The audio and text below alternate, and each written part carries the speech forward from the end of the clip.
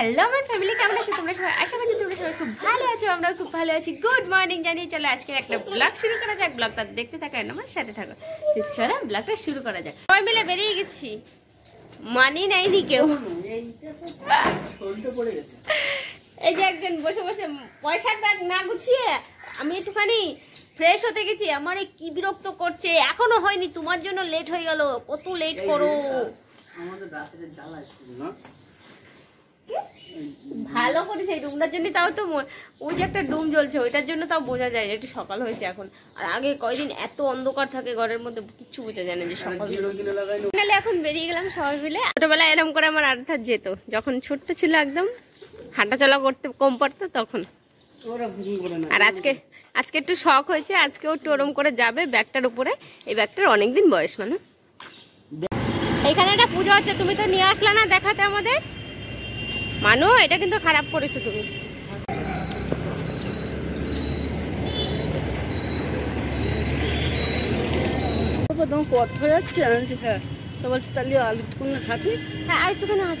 Very good girl তুমি তো।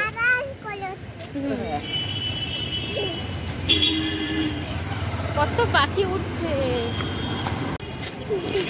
দেখো, কারা নতুন সদস্য পিছনে।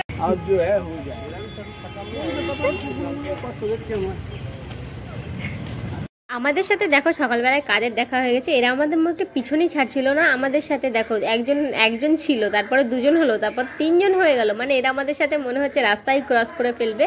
মানে আমরা এত বলছি যে যা, এখন সকালবেলায় কিছু নেই আর দোকানপাটও এখানে কোনো খোলা নেই, আমি কি করে দেবো এখন। বারবার বলার সত্ত্বেও তাও শুনছে না, পিছন চলে আসছে। তারপরে চলে আসলাম আমরা বালিগঞ্জ স্টেশনে। বালিগঞ্জ থেকে আমরা ট্রেন ধরে নিলাম। ট্রেন আমাদের চলে এসে গেছি শিয়ালদায়। শিয়ালদার থেকে এখন এই ভিড় পার করে পুরো আমাদের যেতে হবে। এরা ভেবেছিল আমি হয়তো নামতে পারিনি, আমি হয়তো আটকে গেছি। তো যাই হোক, শিয়ালদা তো দাঁড়াবে অনেকক্ষণ ট্রেন। শিয়ালদায় নামা নিয়ে কোনো চাপ নেই। শিয়ালদার থেকে আমাদের আবার ট্রেন ধরতে হবে, যেতে হবে বিধাননগর। দেখো তুড়ি মেরেই বলার সাথে সাথে চলে আসলাম বিধাননগর। কত সুন্দর মজার ব্যাপার, তাই না? একদমই না, এটা আমার পক্ষে মজা না, তোমরা দেখছো তোমাদের পক্ষে মজা। তো শুনেছিলাম একসময় বিধাননগরের নাম নাকি উল্টোডাঙ্গা ছিল। উল্টোডাঙ্গা নামটা কেন রেখেছে তাও একটা কারণ আছে। এইটা মানে স্টেশন একটা লাইনের মধ্যে 4টে স্টেশন। তো আমরা 4 নম্বর প্ল্যাটফর্মে নেমেছি। 4 নম্বর থেকে ওখান থেকে টোটো ধরে নিয়ে সোজা চলে এসেছি হসপিটাল। আচ্ছা, এটা আমি বলে দিচ্ছি, এটা হচ্ছে একটা হোমিওপ্যাথি হসপিটাল, যেটা বিধাননগরের থেকে অটোতে 30 টাকা ভাড়া নেয়। তো এখানে A to Z তোমার মাথার চুল থেকে পায়ের নখ পর্যন্ত সব রকমের ডাক্তার আলাদা আলাদা ভাগে ভাগ করা আছে।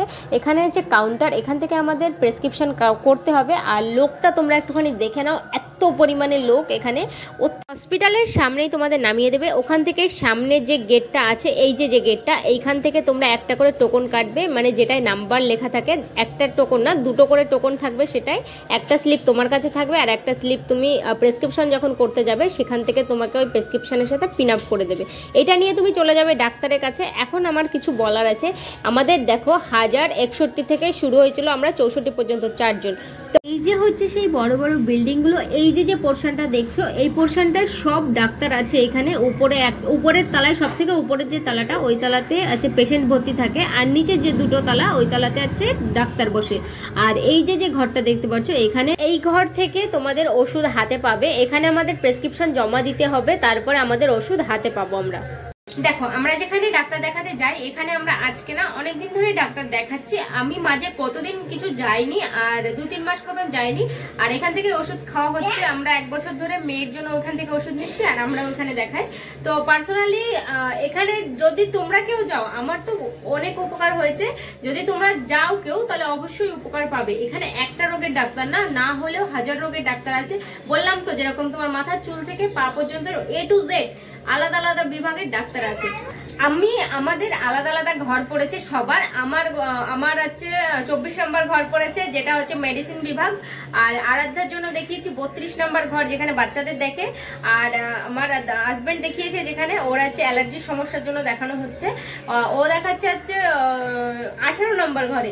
আর আমার দিদি দেখিয়েছে ওর মাজার সমস্যার জন্য, ওর আজকে পড়েছে 14 নম্বর ঘরে। তো এরকম প্রত্যেকজন আমরা এক একজন এক এক ঘরে ডাক্তার দেখিয়েছি। তারপরে ওখান থেকে ডাক্তার দেখিয়ে এসে এই পাশে যে বিল্ডিংটা দেখানো হলো, বড় যে বিল্ডিংটা, ওই বিল্ডিংটাতে ওষুধের প্রেসক্রিপশন জমা দিতে হবে। ওখান থেকে তোমার নাম ধরে ডাকবে যে অমুক নামের পেশেন্ট, আর সিরিয়াল নাম্বার ওই যে 1600 1700 1500 যে সিরিয়াল নাম্বারটা আমাদের যেরকম 1061 ওরকম 1061 প্রিয়াঙ্কা ঢালি 1061 এইভাবে নাম সিরিয়াল বাই ডাকবে। তারপরে ওখান থেকে ওষুধ নিয়ে তোমাদের বাড়ি আসতে হবে। যাই হোক, তোমরা যদি কেউ যেতে চাও অবশ্যই আমার ভিডিও দেখে যেতে পারো, বা তোমরা সার্চ করতে পারো বিধাননগর থেকে হোমিওপ্যাথি হসপিটাল, তোমরা চলে যাবে একদম ডাইরেক্ট হসপিটালের সামনে, ওখান থেকে এন্ট্রি নিয়ে নেবে। আর এত লোক বসে রয়েছে দেখো, তারপরে ওষুধের অপেক্ষায়, সবাই এখানে ওষুধের অপেক্ষায় বসে আছে। 1টা থেকে 2টো পর্যন্ত মনে হয় ডাক্তার দেখে, তারপরে বন্ধ হয়ে যায় ডাক্তার, মানে ডাক্তারের যে ঘরগুলো সেগুলো বন্ধ হয়ে যায়, বাট ওষুধের ঘর খোলা থাকে যতক্ষণ পেশেন্টের ওষুধ না দেওয়া হবে ততক্ষণ। আমাদের সবার ওষুধ আমরা হাতে পেয়ে গেছি, আরাধ্যার পাপা ওষুধগুলো নিয়ে আসছিল। তো তারপরে ওখান থেকে আমরা ডাইরেক্ট চলে আসলাম বালিগঞ্জে। তো যাওয়ার সময় তোমাদের যে প্যান্ডেলটা আমি দেখালাম, যে মানুকে বললাম যে দেখাওনি আমাকে ঠাকুর, আসার সময় বলছে চলো ঠাকুর দেখিয়ে নিয়ে আসছি, ঠাকুর দেখিয়ে তারপর আমাদের বাড়ি নিয়ে আসলো। বাড়ি এসে বন্ধুরা আর আজকে ব্লগ করতে পারিনি, একদমই খুব কষ্ট হয়ে গেছে। ব্লগটা এই পর্যন্ত, ভালো লাগলে please like comment share and subscribe my YouTube channel. তোমাদের সাথে নতুন নতুন ব্লগের সাথে দেখা করবো। আর তোমরা যদি বলো যে হেল্পফুল এরকম ভিডিও দেখানোর জন্য, তাহলে আমি তোমাদের জন্য অনেক অনেক নতুন ভিডিও আনবো। তো বাই বাই।